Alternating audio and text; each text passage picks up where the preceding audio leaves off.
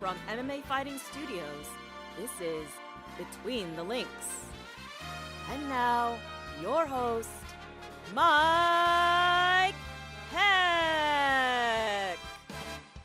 The iconic voice of Esther Lynn welcomes you to a brand new edition of Between the Links here on MMA Fighting. As you can see, we are broadcasting live here from inside the TD Garden from, I don't know, a few years ago. Oh, now we're at Fenway Park. Oh my gosh. This is unbelievable. We're trying out some new things, and this is what's happening. Now we're going to be bouncing around all of the rolling hills and sprawling landscapes of New England, apparently, and maybe other parts of the world as well. But bear with us as we try this new production. I am in the new Studio 4.0 right now, and it is about 1,000,000 degrees in here. So if I sweat a little bit, just bear with it. Just live with it. We all sweat, so that's it. But I hope you're all having a wonderful week. We are on the eve of UFC 275, which goes down Saturday night in Singapore. A lot of storylines on the main card. We'll spend a majority of our time talking about that event, but this will be more of a roundtable discussion. We're going to let our hair down a little bit.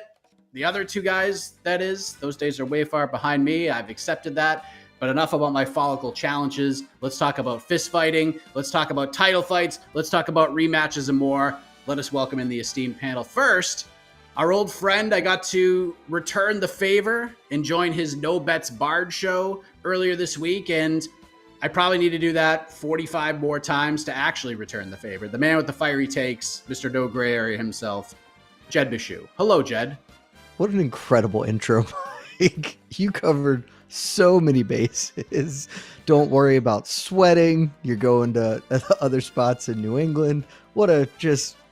Well done. Pièce de resistance from you, sir. Clap, clap. Well, glad to have you here. And joining us for the first time on the panel, I'm excited about this. One of the nicest people I've had this pleasure of speaking with in this sport. He's coming off of a hard-fought victory over Alex De Silva at UFC Vegas 56 this past Saturday. Let us welcome UFC lightweight contender, Mr. Joe Solecki. Joe, welcome to the show, my man. Yeah, thanks for having me. I'm watching the count in the corner of people tuning in. I'm like, things I don't do get this many views except fighting. So I'm excited to go. This is going to be fun. Well, yes, let's get into this thing. I do want to start with this past Saturday, and I want to hit on a couple of topics, a couple of the big storylines that came out of UFC Vegas 56. Yes, it was a great win for Alexander Volkov against Jairzinho Rozenstruik in the main event. The ending of that fight will kind of tie into the second storyline that sticks around in my Boston-born brain, but I want to begin with the co-main event and Movsar Evloev, because we knew this guy could be a problem at 145 pounds, and officially he is a problem at 145 pounds. Dominates Dan Ige. First round was competitive for a couple of minutes, but then Evloev just lands this beautifully timed flying knee. Ige ate it like an absolute champion, but from that point on, the entire momentum of the fight changed from there. So, Jed, let's begin with you.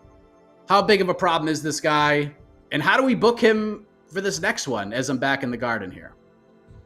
Dude, he's a huge problem. I've been telling y'all. Y'all just haven't been listening to me.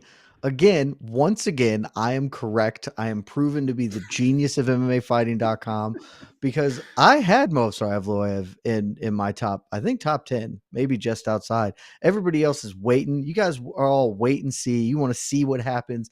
Let him get the marquee win. No, I'm going behind talent and ability, and Movsar is... This dude is going to be around for a decade plus. He is going to challenge for a title. I don't know if he's going to win it because featherweight is obviously one of the best divisions in the sport, but I would be very surprised if when it's all said and done, he does not at least compete for one title. And as far as what you're doing with him next, I don't know, man. Like I don't like any of the didn't Ilia Topuria call him out? I feel like that's a thing that happened afterwards, but I wasn't paying too much attention. But I don't want to do it because I want Movsar to go to the moon right now. I want him up and away, baby. So I don't know. Where's the UFC have him ranked now? Pull it up. He just cracked the top 10. I wouldn't mind a Bryce Mitchell fight, honestly. I don't know. Is Bryce booked against somebody? Because if not, no, Bryce. Seems... What about the Arnold Allen call? Did you like that, or too soon for that? I just don't. Arnold Allen needs to not fight him. Arnold Allen is in the same boat. They both need to be moving forward. Neither of them needs to move backwards. And so like I said, I have Arnold Allen as I think my number 4 featherweight. Like I want to see Arnold Allen get a title eliminator bout, and as much as high as I am on Movsar, that's not a title eliminator bout for him. So Arnold Allen needs to fight, the winner of Calvin Kattar, aka Calvin Kattar, next week or whatever. Like that's where Arnold Allen needs to be going. So I think Movsar, it's a process. You got to climb. So give him Giga Chikadze, give him Bryce Mitchell. I don't know if Korean Zombie's ever going to fight again, and I hate booking Korean Zombie because it just sort of feels like you're intentionally using the veteran as a launching pad. But do something like that. It should be the next step for Mobstar. As we're back inside the 406 Club at Fenway Park or whatever it's called now, there's apparently snow in June, so that's cool. And welcome But UFC. yes, and welcome. That's right. Yes, this is from the media day, UFC 220. Joe, your thoughts? You shared the event with Mr. Evloev. Do you feel that this guy's the real deal? Is this the guy that somebody, someone in the next 18 months, 2 years, we're talking about challenging for the featherweight title? Yeah, I went in completely ignorant to him as a threat like that. Just from, I guess he flew under the radar. I watched most of the cards. I don't know how I was unaware of that. And then with looking at the card, I just kind of looked for a couple names, that I really really recognized right off the bat because I was focused on my own thing and tuned in mostly because Ige was on there. And I mean, I was shocked. He was so well rounded, completely dominant, and it quickly became the fight of like, oh, if Ige just makes it to the scorecards, it'll be like a moral victory, From what I saw on Saturday, yeah, he belongs in the upper half of that top 10.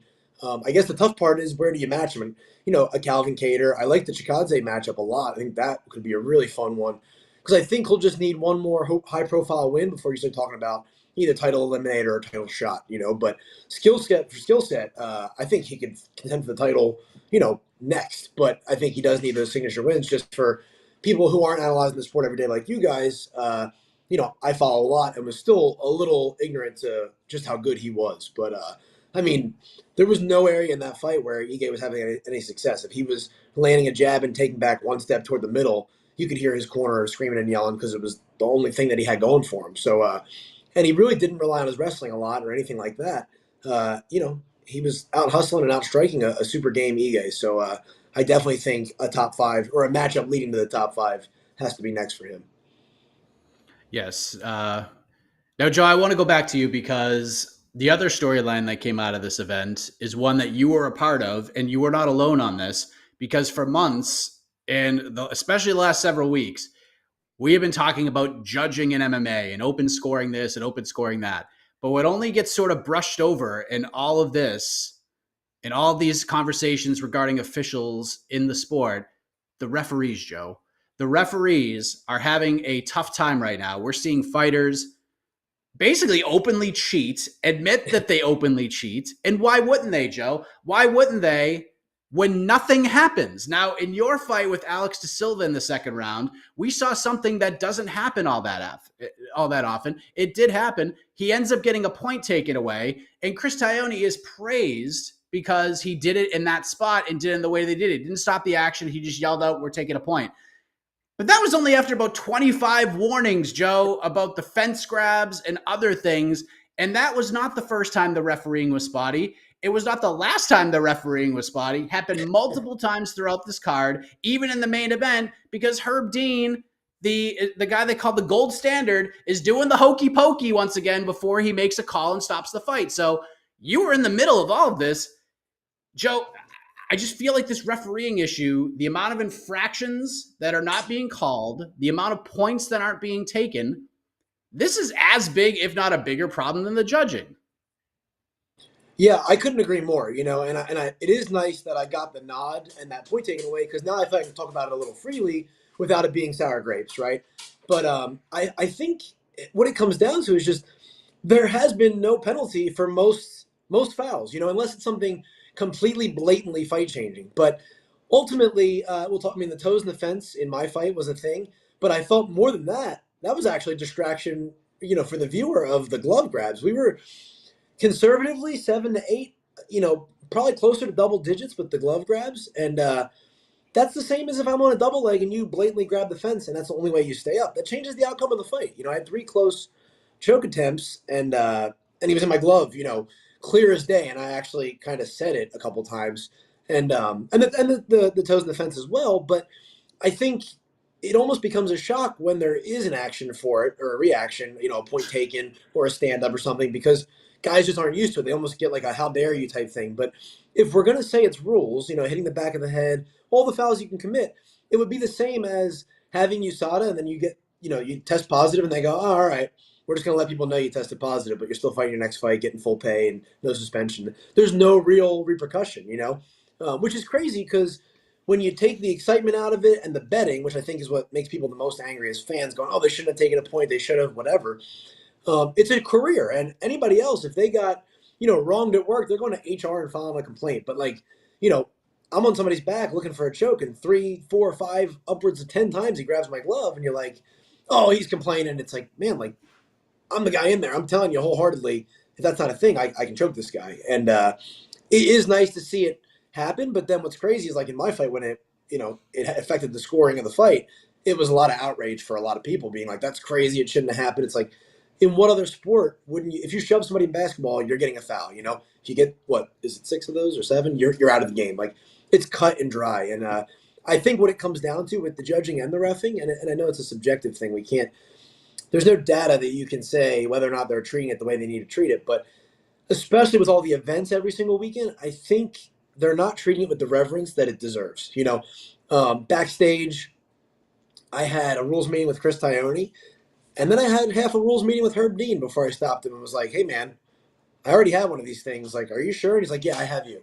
And I know it's user error, and that's, he's a human. He's going to make mistakes. But he had also just walked in the building 5 minutes before that. I'm like 2 fights before I'm about to go. This card's rolling. So I think with all the events, while guys are getting more reps, they're also, it's a lot of numbers. They're just like, whatever. We messed that one up. We'll get the next one. And, messing up 1 out of 12 isn't so bad on the night, which, yeah, that's a decent statistic, but that's somebody's, future in the rankings. It's somebody's, show and win money or, whatever it may be. So I do think, I don't know what the answer is, but there's got to be repercussions for cheating, and there has to be some kind of body holding the referees and the judging accountable because I don't think they're treating it with the proper reverence it deserves. Standing ovation for Joe Solecki. Jed, what do you think about this refereeing? I think the refereeing right now is pretty horrible. We have talked openly about just cheat your ass off because no one's going to say anything and no one's going to take a point away. So why wouldn't you just do that, especially with this pay structure? But I'm just tired of hearing Chris Tione, Mark Smith, warning, warning, warning, warning. Okay, this is a stern warning now. Then another stern warning, and then we're taking a point away. Like the first warning, as Joe said, and he kind of got like 2 warnings because he had meetings with 2 different referees. Like those should have been the first warnings. Maybe you give one more, but after that, we got to be taking points. And I know it's annoying, but I don't know. Your thoughts on this? You're shaking your head. Yeah, you don't give warnings because somebody cheated, and so they get penalized because this is a grown man sport where people are competing for thousands of dollars, and it's just not that freaking hard. Like they don't in the NFL, if you grab somebody's face mask, they're not like, all right, well, that's your one, but don't do it again. It's like, hey, that's 15 yards. It just is what it is, man. I genuinely don't understand the pushback because there is a lot of it about not taking points for the first foul. Well, it'll ruin the fight. Cool. People will stop cheating. That's what'll happen. You're in charge of your strikes. That's it. Like, yeah, okay. I'm sorry if that's going to negatively affect your career. Don't poke some dude in the eye. Like, pair with a closed fist. Do whatever you got to do to not cheat, because like it's just cheating, and it just is what it is. And you penalize people for infractions, and that's if there are rules, you have to do something about it because I mean we talked about it a lot. If there is no reason, and I'll tell this to you, Joe, you should cheat your dick off in every single fight you ever have. Like just straight up, because they're not going to call, like it took them 1,800 fouls to call that. Like, I don't know why, if you have somebody's back, you don't like rub a thumb in their eye to open up a choke because they're not going to do crap about it and like make them. There's really no reason not to other than honor, but honor don't pay your bills. So you should just do the damn thing to get the dub. Like that's it. And it is very cut and dried to me. Just at the warning is backstage and or before you sign a contract, because you know the rules of the fight you're about to get into. You've been given a warning. If you make an infraction, it's a point. The other person also gets, 5 seconds to recover from, or 5 minutes to recover from an eye poke or a low, a groin shot, but just take the point. And it's really, really very, very simple. And there's no good argument as to not doing it if we're going to treat this as a sport. And I think it's just cut and dry, man. I also was going to say, yeah, it's also shocking that the referees are bad when there's literally no accountability. Who would have thought that referees don't get better when being bad in no way negatively affects them? Shocking. I mean, there you go. There's probably a lot to unpack there, Joe. Aren't you glad he came on just for this first segment? Yeah, there's a ton to unpack, and that's exactly it. There is no repercussions. As fighters, even if we win and we're boring, you're like, maybe they're not going to tell you that's what it is, but you're going to get shelved for a while. I came off the Miller fight and got shelved for 8 months, So, like, if you're making blatant mistakes, we have what, 2-3 bad nights and you're gone. And and we're entertaining. The ref's not entertaining. They don't need anybody to do the ref's job that has a couple certification courses. So they're not benching them for events if they stop something early or don't take a point, or there's literally zero repercussions, like Jed just said. That's an issue. There's no incentive to do better or worse. They're just going to, as long as they don't check the comments, they're going to still feel fine, and then they'll go to the next event next week and get paid. I wonder what an entertaining referee in MMA would look like, though. Is it like Leslie Nielsen and Naked Gun when he's behind the plate and he's doing all the dances? I mean, that'd be amazing. You ever watch like Muay Thai refs? Because some of the like diving saves they make for unconscious fighters are entertaining as hell. Those dudes rule at their job. Completely agree. Maybe we should train some of those guys in the wonderful world of MMA. And there we go. Entertainment, rules being abided by. Big problem in our sport right now. Too many warnings. It's getting egregious.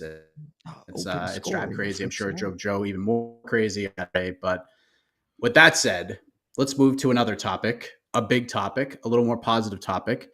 UFC 275 this Saturday in Singapore. The main event, Glover Teixeira versus Jiri Prochazka. Joe Solecki, I love this fight. It's super interesting. The styles clash is mighty intriguing. What are your thoughts on this matchup? Yeah, I mean, it's super exciting. It's a contrast to styles. I've been a huge Glover fan since the Tap Out show, because I was probably one of like 5 viewers on Versus Network. But it's amazing. That is a throwback right there.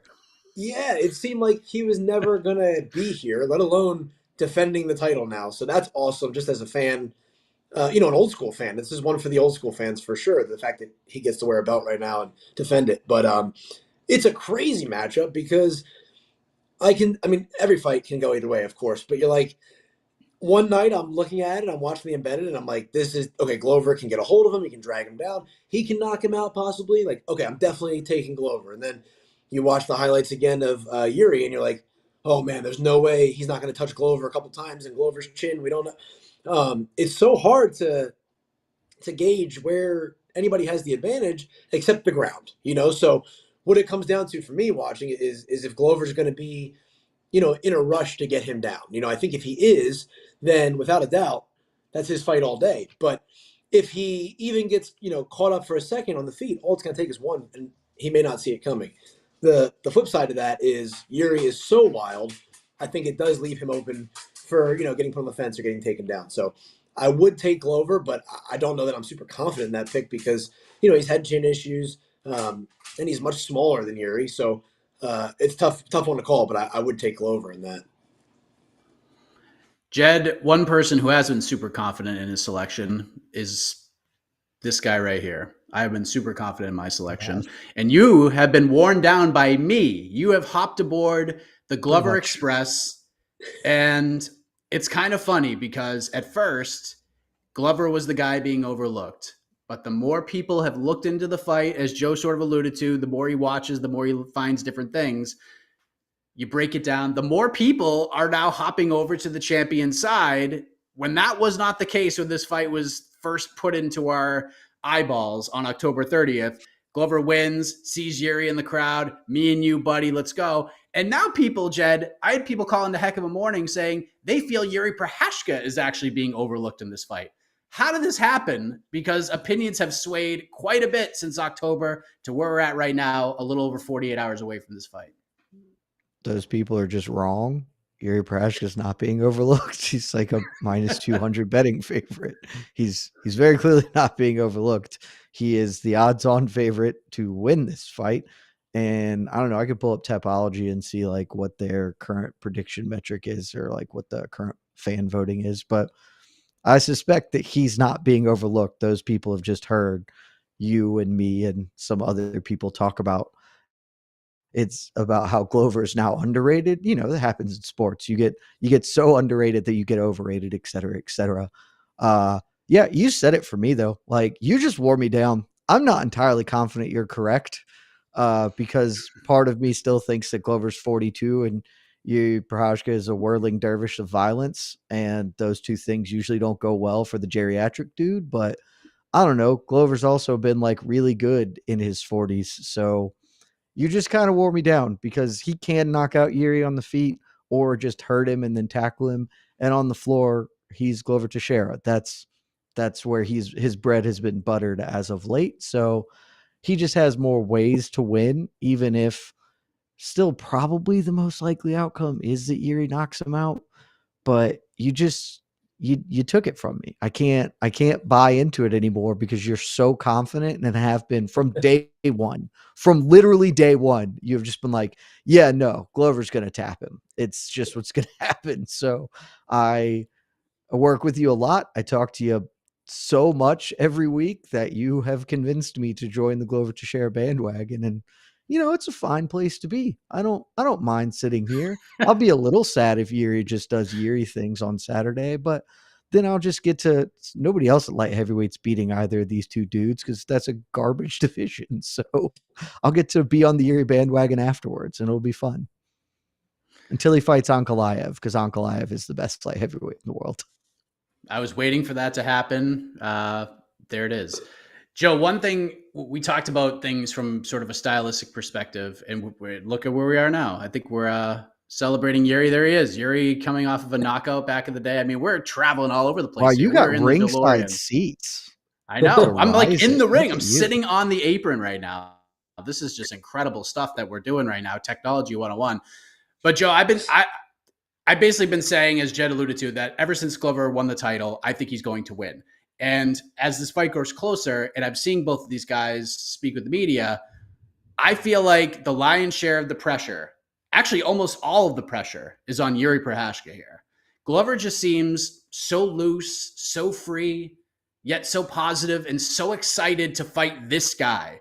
It's not just I'm fighting for the title, I'm defending my title. I'm fighting this guy, and I love every second of it.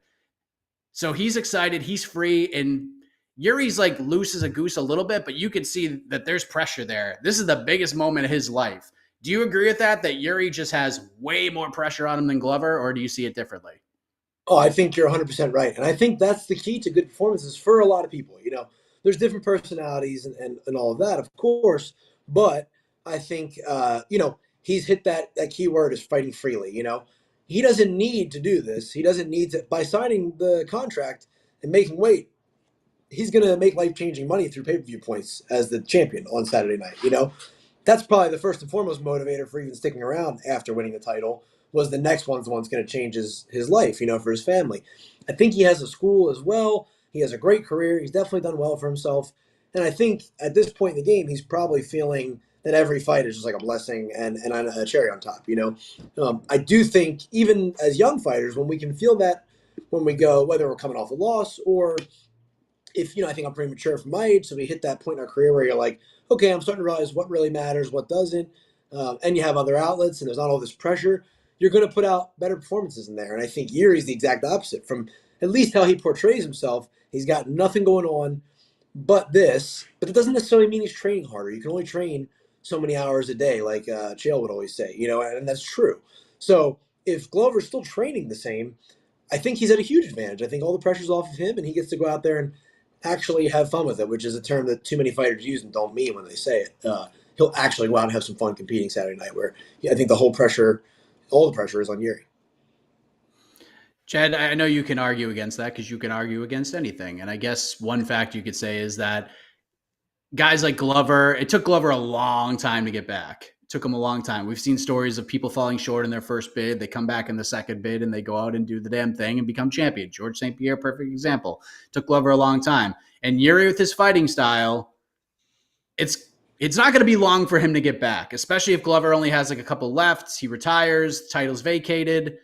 Then he could just get right back in there. But do you feel like there's a lot of pressure on Jiri, especially the way people viewed this fight right out the gate, especially how the betting lines look right now? No, I don't. I don't think either dude here cares at all. I mean, they care because they want to win, but like Glover's, it's like Joe said, Glover's playing with house money right now. Like Glover was never supposed to be champion, and now here he is champion, and the rest of his career is already set. Like the difference for Glover's already been made. He was a good fighter who now probably will at some point get inducted into the UFC Hall of Fame because he won the title. Like there's nothing else. He's not going to become the greatest light heavyweight of all time. That's not an option. And frankly, it's not even really an option for him to be in the conversation of second or third greatest, given the history of that division and where that division is right now. So yeah, he doesn't care. And I just don't think Jiri Prochazka cares about things that normal people care about. He's real weird in an endearing way. And like, they talk about being Bruce Lee and that whole sort of like philosophical kung fu warrior. He's just kind of a weird dude who I don't think grasps things in the way that we normally would. So I strongly doubt he cares. Like he probably he cares, but I doubt he's one of the few fighters who I think actually might genuinely not bother about the outcome, whereas it's just the process is the thing. Like if he goes and gets submitted by Glover, but if he does all the things he wants to do and finds Zen or whatever, like I think he'll be content, especially because like you said, he'll have at least 4 title fights if he never wins a belt because his division sucks and he's fun. So like, and he's 29 or whatever. Like there's nobody around to stop him from fighting for the belt multiple more times.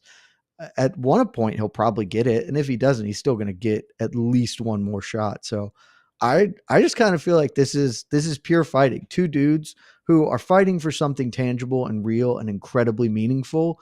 But at the same time, their whole existence isn't tied up into this win or loss. So they will be free out there to do the things that they want to do and be their best selves in the cage. I cannot wait to see this fight. It's going to happen in a little over 48 hours. If there's anybody who feels pressure in this situation, it's probably me because I have been on Glover since October 30th, since he won the title, literally minutes after he won the belt. This was my take. It has been that way the entire time. So let's see if I'm... And you convinced me to put money on him. So you are responsible for whether I pay rent this month. You should feel the pressure right now. Well, I mean, you have a gambling show, so if you're relying on the guy who doesn't gamble, then you got yourself you convinced me right now. Well, listen, I feel good about it, but we'll see if I'm dancing with the correct answer, which I had from Jump Street, or if I'm the most passionately wrong I have ever been. A lot at stake for me. Speaking of stakes, Jed Meshew, you talk about money and we talk about betting. Let's go to the co-main event because you stated on No Bets Barred that you are going all in on Valentina Shevchenko. Every dollar not put on other bets on Saturday that is available to you for this purpose in your life. There's thunder there. It's all going on Valentina Shevchenko. Now, for years, Jed, we have seen champions have defenses as heavy favorites, and fans complain about it. We all know what's going to happen, yada, yada, yada. But with Valentina, we don't really feel that way. We're seeing her greatness, and she's kind of earned a pass in that regard because people just appreciate how great she is. What is it, Jed, about Valentina and this run that she's on that just has people excited to see her keep going and racking up wins, regardless of who she fights, whether she's a minus 10,000 favorite or a fight like maybe a bantamweight title fight in the future? We just want to see this woman fight. She's like a Terminator. Like the closest person that she reminds me of is, I mean, stylistically is not the case, but like she is like Fedor. She is like a female version of Fedor, where it doesn't seem that anybody has any hope of possibly defeating her. And she also doesn't seem like she's ever going to fumble the bag. She's not going to pull an Amanda Nunes and just have an awful fight for no reason. She is unflappable, and she rules, and she's so much better than everyone that she competes against. It is, I've said this for years now. I've been driving the Chevy truck, the Bullet Train. She is the best fighter in the world if you are talking about quality over peers. And if you want to quibble about the quality of her peers, that's fine. But you can only fight the people in front of you in your weight class. And she is so much better than everybody in her weight class compared to anybody else in their weight class. And so she's the best pound for pound fighter in the world. And it is always worthwhile to watch the best pound for pound fighter in the world. And I will always do it. And I don't know why people have gravitated to her outside of the fact that she is just so overwhelmingly dominant, because she's really interesting, but none of that manifests itself, right? Like, she's a shooting champion and a dancing champion. She does all this other stuff. She speaks like 8 languages, but that's not like a thing that really gets promoted, or that she even really does a lot with making it a part of her for the average fan consumption. People just like her because she's a badass. And I honestly think that some of it is just that being a badass is like, there aren't a lot of those in women's MMA right now. There aren't a lot of women who you just can look at and be like, yeah, she's that dude. Like, she just carries it that way. And not a lot of women in the sport do that right now. So she rules, and she's going to absolutely bundle Taila Santos. Joe, you are a fighter. This is MMA. And no matter who you are fighting, you have to believe deep down that you can win. And Taila Santos has to at least attempt to believe that she can win this fight. But very few outside of maybe her inner circle feel that she can get this done. So I ask you, Joe, can she do it? Can she do it? And if so, how? How can she do this? I think the only way would be something crazy. You know what I mean? Catching her with something. But the counter side to that is, I think 35 is. I mean, obviously we saw the kick of Zhang Weili with Rose and stuff like that does happen at 115. This is 125, but I think the power only plays a factor maybe at 135, and not even a ton there, because it seems to be a volume of punches. I don't see anybody doing that to Valentina. I don't think anybody can put it on her like that, in the sense where she's also super well rounded. So in the chance she gets done with a shot, I don't know that she can't out wrestle and, recover and then do what she needs to do. We've seen her dominate on the ground. We've seen her dominate standing up. I don't know that there's a clear path to victory at all outside of something spectacular, which, I mean, you take anybody in the UFC against anybody in their weight class, there's always a small fraction of a chance of something spectacular happening. But, I thought that with Pena and Nunez, but again, there's power at that weight class a little more, that plays a factor more than it does at 25. But yeah, I think she's so intriguing is because she's always showing a different fold in her game every time she comes out. It's not like we're seeing the same fight over and over and over again. And she hasn't proven to really be beatable. Even when she went up weight class, it was a close fight and it was a tough fight, and you still wouldn't say somebody beat her up or got the extreme better of her. So I just think she's one that slips through the cracks, where without a shtick or a gimmick or anything outside of her skill set, and she's truly humble, she's got a big fan base behind her, which is, it's awesome to see. As a fan of pure mixed martial arts, kind of like Jed said about the last fight, where you're watching, this is mixed martial arts competition at its purest. I think every time we see Shevchenko out there, that's what it is. We're watching a master of their craft show us what they've done since their last time out to become more of a master. And I think there is still a percentage of viewers that appreciate that. And I think the ones that don't even realize they do end up appreciating it when they're, waiting for the higher profile main event to come on or whatever it is. They end up captivated by it because you can't not be. She really is, like you said, a Terminator. Like, she runs through all the competition. And it's not that, if you look at 115, I'd say the top 3 to 4 are super competitive with each other. At 135, it's probably the same, maybe top 2 or 3, but there's no one at 25. And there's no way that just the weight class in between doesn't have skilled female fighters. They do. I think she's just that much better, and that makes her, super captivating and exciting to watch. And I'm excited to watch, and I'd have a hard time putting anything other than $1 on, the opponent, because it's just, how could you with the body of work we've seen? So at the beginning of this, I laid out all these different circumstances that might happen on this program. We might travel to different places. I might sweat a little because it's 100 degrees in here. I didn't factor that there's a freaking tropical storm over my house right now. So I'm hoping that we can fight through this, because for a second there, the lights flickered on and I thought I lost power, but it came back on. So we're good. Now you know what it feels like to be Taila Santos on Saturday. You're just getting battered by a force of nature. That's what it is. Like, her only way to win is to cheat.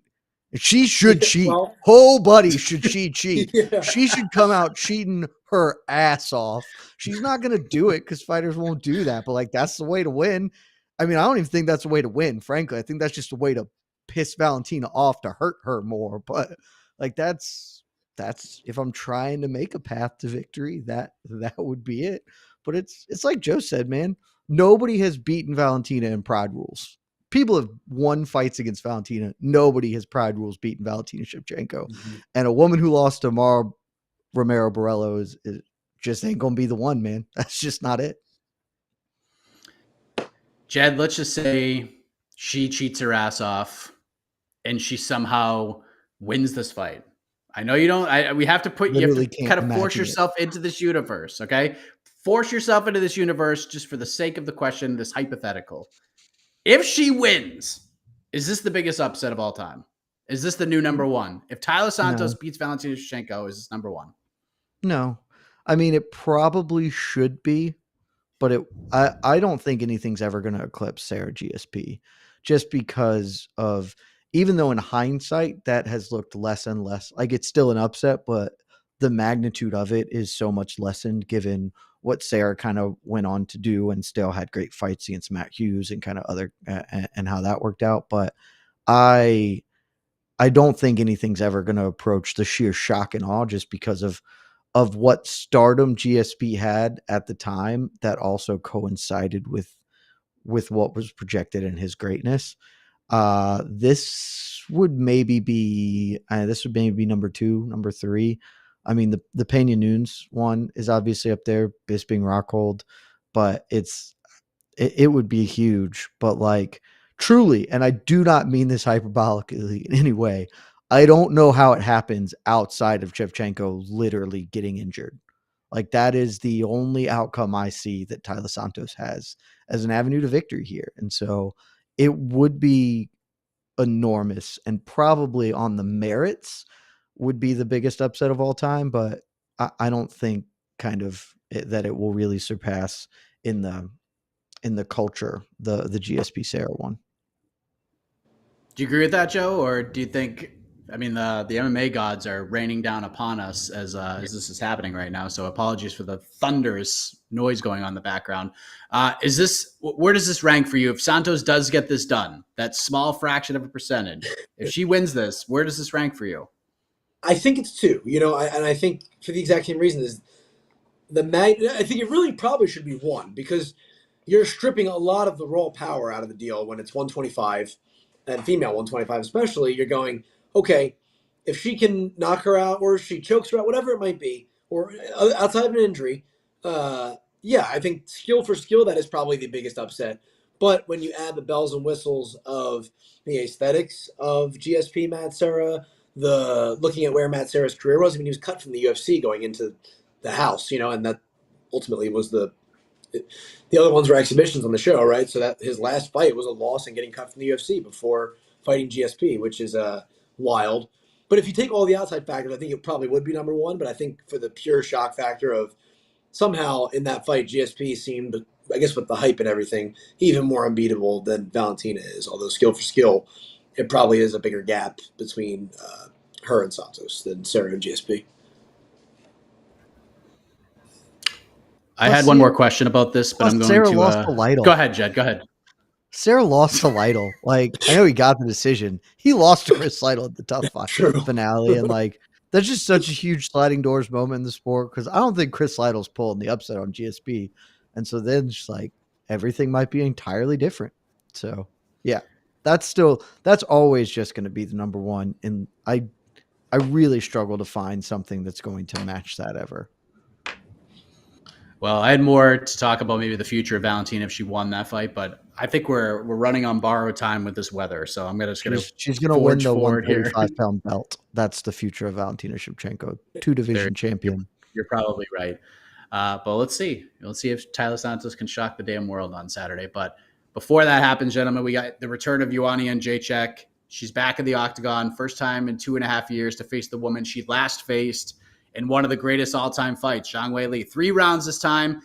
A lot of people seem upset about that. I get it, but I'm also okay with it being 3 rounds because those 2 women took years off of their lives in that first fight. And secondly, these 2 women don't fight in 3-round fights all that often.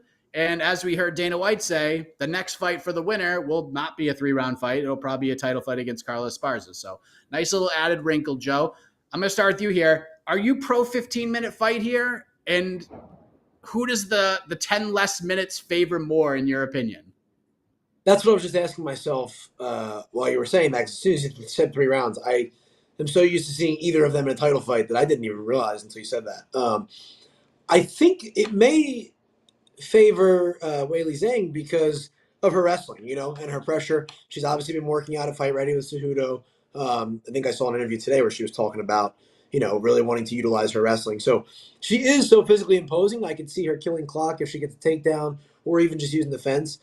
That is a concern, but I do think, like you said, if they're going to fight another 25-minute fight, off of this fight and the damage they took last time, that can be tough, I think Joanna coming back off of a long layoff, maybe 3 rounds could also play into her favor because, well, I guess it goes either way, right? Everything goes either way in the sport. But you could look at it and say she doesn't have to pace herself for a 25-minute fight, which is spectacular. But on the flip side, if her timing is off from time out of the cage, then I guess she could come out of the cage saying, I wish I had 2 more rounds. But it is an X factor with her being gone so long. But I do think, we've seen Weili Zhang be defeated since then, or twice. And we've seen, Joanna take the time. And with the camp she's with, I don't think it was time where she's just like, I don't want to be in the sport. I'm going to come back the same fighter. I think she's probably improved on a lot. And refreshed, improved, and, having a blueprint of, we saw one quick knockout, but also a decision loss for Weili Zhang. So I think that's where she could look at that with her team and find some holes there. I do think from her style of fighting, I believe, a lot of how you fight is how your personality is. And I think Zhang is a little bit of a bully in the sense of she does great when she's the hammer. Obviously, we've seen she can survive when she's the nail. But coming off of 2 losses, it will be fun to see if that plays a factor too. If any of those things play into the fight, I would pick Joanna. But Zhang's a monster. I don't know that it's a confident pick. But, gun to my head, I'm taking Joanna in this one. I'm stunned by news I just saw, and we'll get into it in a moment. I just cannot believe what I'm seeing. Have you seen do you know what I'm talking about? No idea. So we'll find out real time. Yeah, we will find out real time. Save that news, Mr. Heck. Save that news. Yeah, I will save that news. I have to. This is unbelievable, but we'll get into that. Oh man, I'm so excited for you to tell me now. I can't believe. I want to go look it up. No. I'm not going to. So get to the question so I can start talking and not be that. Oh, Mike died. Oh, wait, Mike? No! What an inopportune time for Mike to go down. I'm going to take this opportunity to answer the question he was about to pose to me, which is, what do you think, Jed, about Joanna and Jedrzejczyk? I hate that this is 3 rounds instead of 5 because, well, one, I hate that this is a title eliminator bout, and title eliminator fights should for sure all be 5-round fights because when they fight for the belt, it will be 5 rounds. So doing 3 rounds is stupid. It makes no sense. I also, in general, just prefer all fights, especially among top-level mixed martial artists, to be 5-round fights. And I think 3 rounds may substantively change the outcome of this bout. Like, maybe not, because the way that first fight was so close, and the question in the first fight was whether Zhang's cardio could hold up because she hadn't been into championship waters that ever before, and it did. So maybe it wouldn't really be a huge difference, but Joanna's style is one that is particularly more effective over 5 rounds as opposed to 3 because she is such a snowball rolling downhill, just kind of building up momentum over time. And I think that this could be a pretty negative outcome for her. The one big caveat here is I kind of think it might work in the inverse in this instance because Zhang's with fight ready and because Henry Cejudo seemed to really prioritize using a wrestling-based game plan against Rose Namajunas. Zhang shot a lot of takedowns in that fight. I think that's a really bad idea against Joanna because she's really good at both not getting taken down and punishing people who try and wrestle her with elbows and kind of she frankly won all the clinch work in their first fight. And so if part of their game plan involves a bunch of takedowns, then I think that actually will end up playing towards Joanna's strengths, especially in a 3-round fight. If not, I think the best opportunity for Zhang is to just come out and throw a bunch because in their first fight, Joanna couldn't really hurt her, not nearly to the same extent she could. And sure, Joanna's a cleaner, better, more technical striker, but Zhang has power, and power is a great equalizer, and that's how that first fight kind of played out in a lot of their striking exchanges. She maybe got clipped a little more, but she fired back harder, and it was pretty competitive on the feet. I think she could just empty the gas tank out over 15 instead of saving some for the back 10, and that would really benefit her. But, I mean, it is what it is. It's still a great fight, and I'm really excited to watch it. Is Mike back, Casey? There he is. Look at him go.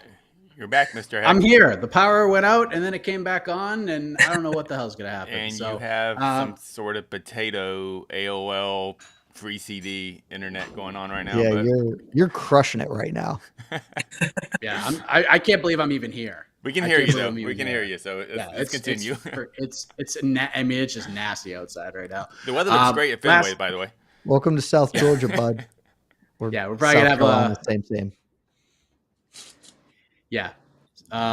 This is, I mean, I still can't get over this news, but we'll save it. Last thing, Joe, we like to talk about the low-key banger on these cards, the one that's flying under the radar, that's circled on your card, not getting enough love, not getting enough attention, but it's one you really like. What's that fight for you on this card on Saturday? Honestly, I've done a terrible job of, outside of watching the embeddeds and the fights that we talked about, being unaware, but I did hear him say Matthews is fighting. And that's one that I always tune in for. So I don't even know who his opponent is, to be quite frank. But he's one It's that a really good pick in the dark. Yeah, I mean, I heard you said at the beginning. I was like, oh, well, I'll tune in for whatever. If that's a prelim, I'll watch the prelims for specifically him. Other than that, I've got to tell you, I'm caught kind of with my pants down here because I did not prepare in that department because I was so worried about last Saturday.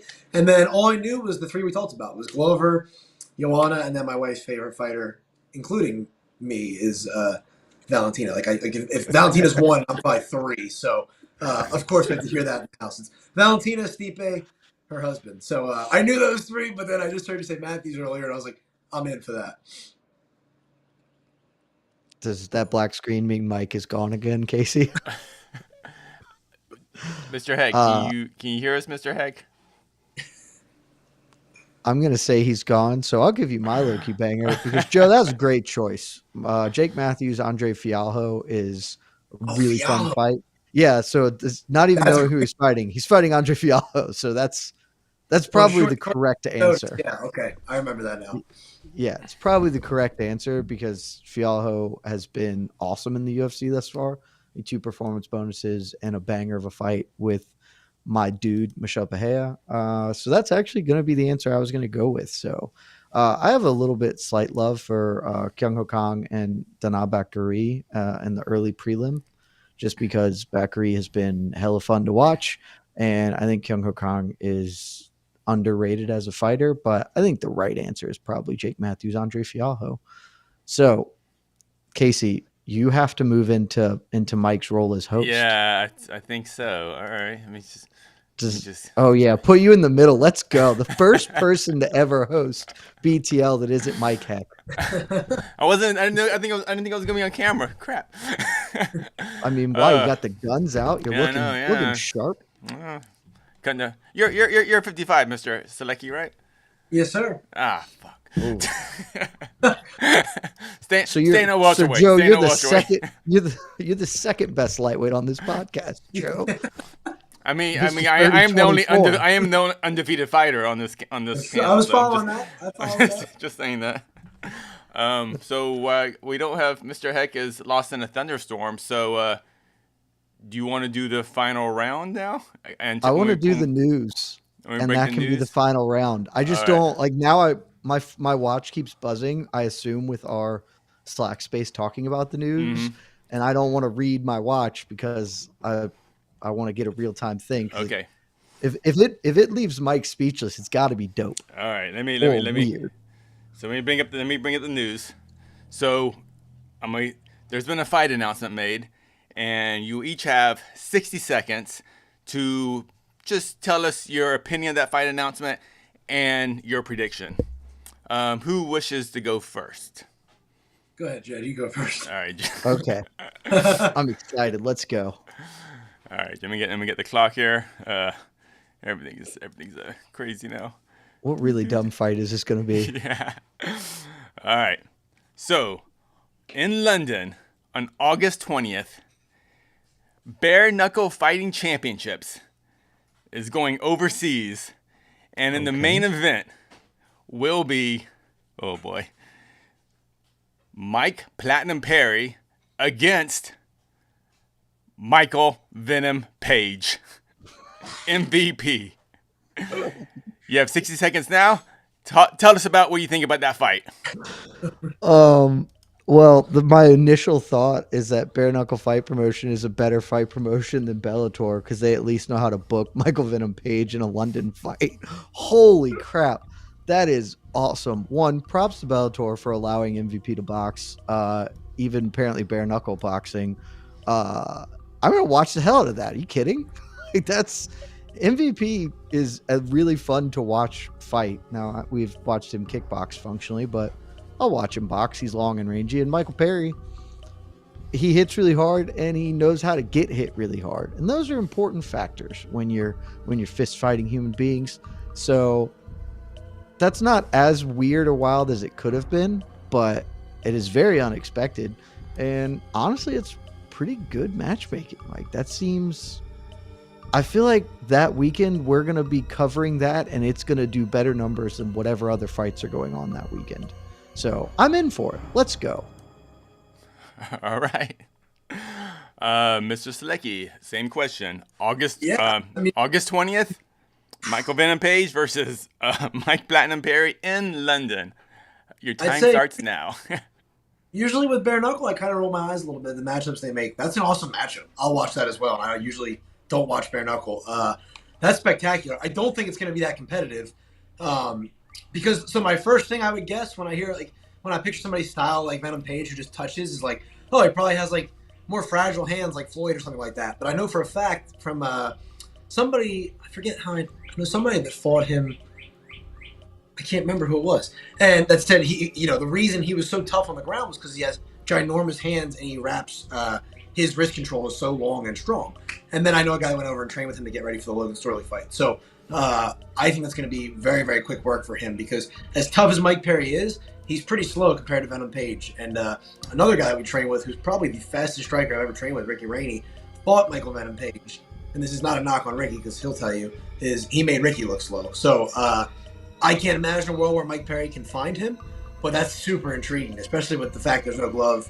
And I'd imagine Mike Perry hits even harder with bare knuckle. So I'll definitely tune into that. That's an awesome announcement. That's probably one of the first ones they've booked that isn't like freak show. That's just competitive, All right. Thank you very much, gentlemen.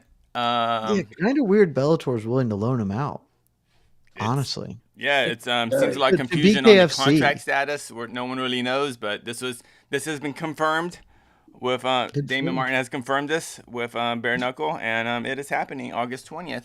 So just feels like that's a much higher probability of getting his hand busted in a bare knuckle fight. So a little odd that they decided to let him go, but why not? I mean, it's gonna be fun. That's I'm sure they get a piece of it or whatever, but that'll be fun as hell.